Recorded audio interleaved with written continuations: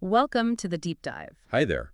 Today, we're looking at something maybe a bit different, a listener's personal gardening notes, specifically about their Choy Sum seedlings. Yeah, it sounds really specific, doesn't it? But actually, I think it opens up some bigger ideas about germination, plant health. And microclimates, right, those tiny little environments plants live in. Exactly. So the source is this note from April 19th, 2025. It's called Notes on Gardening, Part 511, Our Choy Sum Journey from Fungal Issues to True Leaves. Okay. And our mission today. Let's figure out the main lessons here about keeping seedlings, happy density, airflow, sunlight, and see how they connect to, well, gardening generally. Sounds good. So let's set the scene. We know from an earlier note that Ang, the listener, had problems with fungus on these Choy Sum seedlings just after they sprouted. Right, that fuzzy stuff, not what you want to see on your baby plants. Definitely not. But the key thing in this note is what happened next.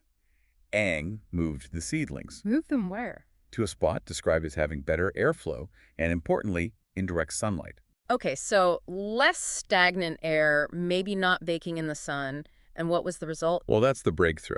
The seedlings started developing their true leaves. Ah, the proper leaves, not just the first little ones that pop up. Exactly. And that means they started photosynthesis properly, Mm.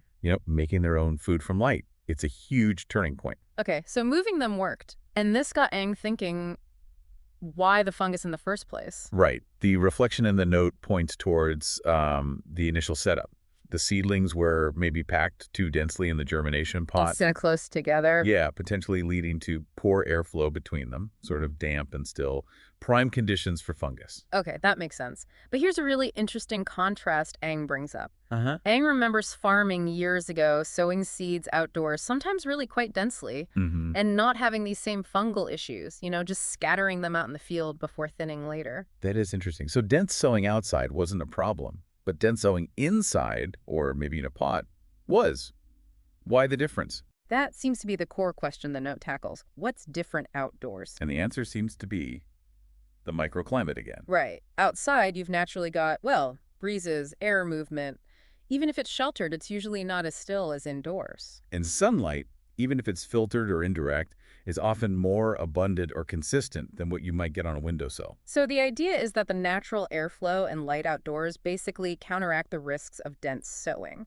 They dry things out, keep the fungus down. That seems to be the realization, yes. Hmm. Think of the breeze as a free fungicide, almost. It prevents that damp, stagnant air where fungi thrive. Okay, so let's connect this back. For anyone listening, maybe starting seeds on a windowsill or in a greenhouse? Yeah, this experience is really relevant. It highlights how crucial it is to manage that immediate environment. Is the air moving? Is it too humid? Could just like a small fan nearby make a difference for indoor seedlings? It absolutely could. Or just ensuring there's some ventilation. And thinking about the light, too. It shows how these seemingly small environmental factors can be, well, make or break for young plants. And I think the really big aha moment here that Aang touches on is that density itself isn't the inherent evil. Exactly. It's density plus poor conditions like low airflow or insufficient light that causes the trouble. So the common advice to always sow thinly, maybe it's more nuanced, it's about ensuring the environment can support the density you choose. I think that's a great way to put it. Outdoors often provides that support naturally. Indoors, we often have to create it deliberately. The density isn't the enemy. The unsuitable environment is. It's fascinating how this very specific Choy Sum story really underlines that connection between a living thing, even a tiny seedling, and its immediate world. It really does. Small changes, big impact. So to kind of wrap things up, the key insight from Aang's Choy Sum journey is really about appreciating the power of the microclimate.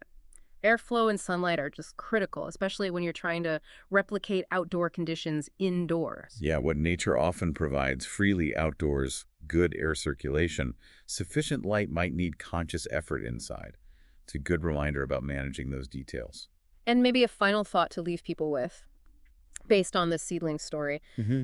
Where else in our lives, maybe in projects or even just daily routines, are there seemingly small environmental factors that might be having a bigger effect than we realize? Well, that's interesting, like the lighting where you work, maybe? Here. Or how you organize your desk. Exactly. Or even, the airflow in a team project. Our ideas circulating. It makes you wonder where our own microclimates are quietly shaping things. That's a really neat parallel. Something to think about.